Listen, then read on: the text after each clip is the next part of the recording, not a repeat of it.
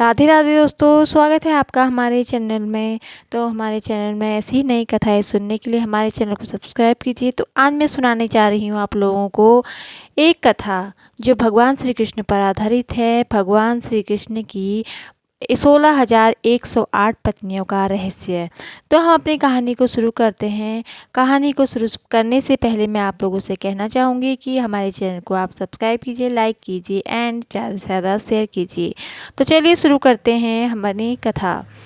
कहते हैं कि भगवान श्री कृष्ण की 16,108 पत्नियां थीं। क्या यह सच है? इस संबंध में कई प्रथाएं प्रचलित हैं। आइए जानते हैं कि श्री कृष्ण की 16,108 पत्नियां होने के पीछे क्या रहस्य है।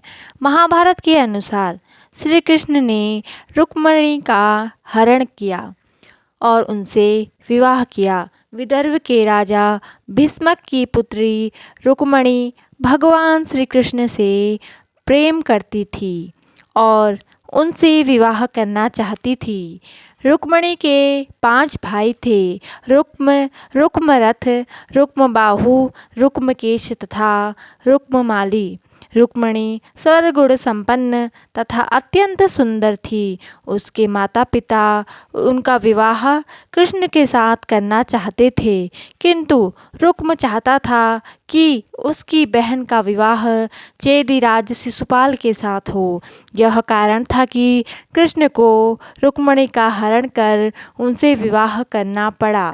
पांडवों के लाक्षागृह से कुशलतापूर्वक बच निकलने पर सात्विक आदि यदुवंशियों के साथ लेकर श्री कृष्ण पांडवों से मिलने के लिए इंद्रप्रस्थ गए। युधिष्ठिर, भीम, अर्जुन, नकुल, सहदेव, द्रौपदी और कुंती ने उनका आतिथ्य पूजन किया। इस प्रवास के दौरान एक दिन अर्जुन को साथ लेकर भगवान कृष्ण वन विहार के लिए निकले। जिस वन में वो विहार कर रहे थे, वहाँ पर सूर्यपुत्री कालिंदी श्री कृष्ण को पति रूप में पाने की कामना में तप कर रही थी। कालिंदी की मनोकामना पूर्ण करने के लिए श्री कृष्ण ने उनके साथ विवाह कर लिया। फिर वे एक दिन उज्जैनी की राजकुमारी मित्रविंदा को स्वयंवर से ले आए। उसके बाद कौशल के राजा नग्नजीत के 7 बैलों को एक साथ नाद कर उनकी कन्या सत्या से परिग्रहण किया। तत्पश्चात उनका कैकेयी की राजकुमारी भद्रा से विवाह हुआ। भद्र देश की राजकुमारी लक्ष्मणा श्री कृष्ण को चाहती थी, लेकिन उनका परिवार कृष्ण से विवाह के लिए राजी नहीं था। तब लक्ष्मणा को श्री कृष्ण अकेले ही लेकर आ गए। इस तरह कृष्ण की 8 पत्नियां थीं: रुक्मिणी, जामवंती, सत्यभामा, कालिंदी, मित्रविंदा, सत्या, भद्रा और लक्ष्मणा। आइए अब जानते हैं भगवान श्री कृष्ण की 16,108 पत्नियों का सच क्या है।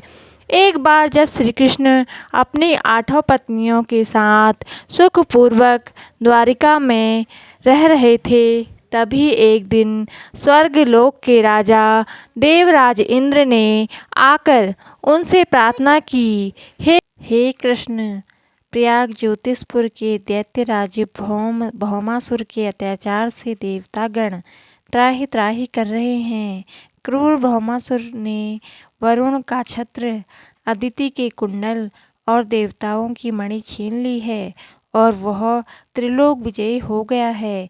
इंद्र ने कहा, भौमासुर ने पृथ्वी के कई राजाओं और आम जनों की अति सुंदरी कन्याओं का हरण कर उन्हें अपने यहाँ बंदी गृह में डाल रखा है।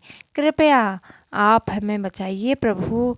इंद्र की प्रार्थना स्वीकार कर श्री कृष्ण अपनी प्रिय पत्नी सत्यभामा को साथ लेकर गरुड़ पर सवार होकर प्रयाग ज्योतिषपुर पहुँच गए।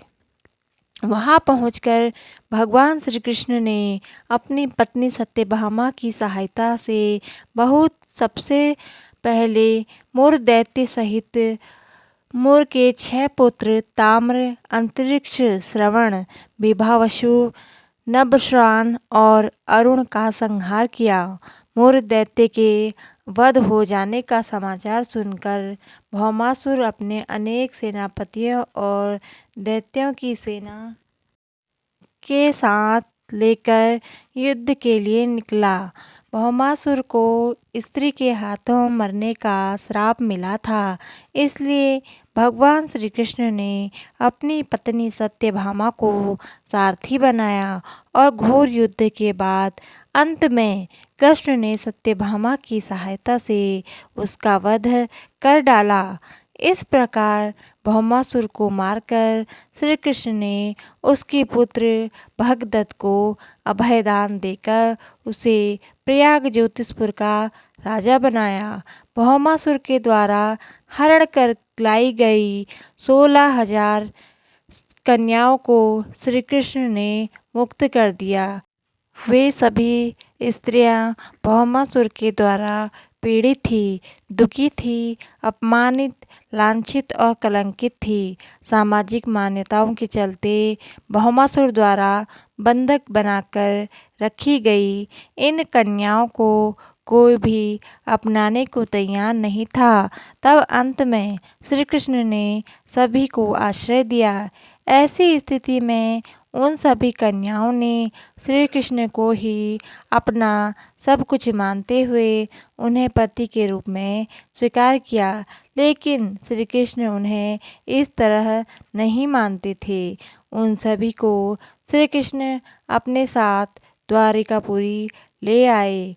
वहाँ वे सभी कन्याएं स्वतंत्र पूर्वक अपनी इच्छानुसार सम्मानपूर्वक द्वारिका में रहने लगी थी। महल में नहीं, वे सभी वहाँ भजन कीर्तन करती थी, ईश्वर भक्ति आदि करके सुखपूर्वक रहा करती थी। द्वारिका एक भव्य नगरी थी जहाँ सभी समाज और वर्ग के लोग रहते थे। भागवत पुराण में बताया गया है कि भौमासुर भूमि माता का पुत्र था। विष्णु ने वराह अवतार धारण कर भूमि देवी को समुद्र से निकाला था। इसके बाद भूमि देवी ने एक पुत्र को जन्म दिया। पिता एक दैवी शक्ति और माता पुण्य आत्मा होने पर भी पुत्र भौमासुर क्रूर निकला। यह भी जन श्रुति है कि पुराणों में उल्लेख है कि भौमासुर ने उन कन्याओं को इसलिए कैद करके रखा था ताकि वह उनकी बलि देकर अमर हो सके, शक्तिशाली बन सके। वह पशुओं से भी ज़्यादा क्रूर और अधर्मी था। उसकी क्रूरता के कारण ही उसे नरकासुर भी कहा जाने लगा। नरकासुर प्रयाग ज्योतिषपुर का दैत्यराज था, जिसने इंद्र को हराकर इंद्र को उनकी नगरी से बाहर निकाल दिया था। नरकासुर के अत्याचार से देवतागण त्राहि त्राहि कर रहे थे। वह वरुण का छत्र, अदिति के कुंडल और देवताओं की मणि छीनकर त्रिलोक विजयी हो गया था। वह पृथ्वी की हजारों सुंदर कन्याओं का अपहरण कर उनको बंदी बनाकर उनका शोषण करता था। नरकासुर अपने मित्र पर और मूर दैत्य के 6 पुत्र ताम्र, अंतरिक्ष, श्रवण, विभावसु, नभस्रान और अरुण के साथ रहता था। भगवान कृष्ण ने सभी का वध करने के बाद नरकासुर का वध किया और उसके एक पुत्र भगदत्त को अभयदान देकर उसका राज तिलक करवाया। श्री कृष्ण ने कार्तिक मास के कृष्ण पक्ष की चतुर्दशी को नरकासुर का वध किया था। मान्यता है कि नरकासुर की मृत्यु होने से उस दिन शुभ आत्माओं को मुक्ति मिलती है। नरक चौदस के दिन प्रातःकाल सूर्योदय से पूर्व उपटन लगाकर नीम, चिचड़ी जैसे कड़वे पत्ते डाले गए जल से स्नान का अत्यधिक महत्व है। इस दिन सूर्यास्त के पश्चात लोग अपने घरों के दरवाजे पर 14 दिए जलाकर दक्षिण दिशा में उनका मुख कर रखते हैं तथा पूजा पाठ करते हैं। दोस्तों, आपको ये कथा कैसी लगी कृपया कमेंट करके ज़रूर बताएं और हमारी ऐसी ही कहानियाँ सुनने के लिए हमारे चैनल को सब्सक्राइब करें। धन्यवाद। जय माता दी।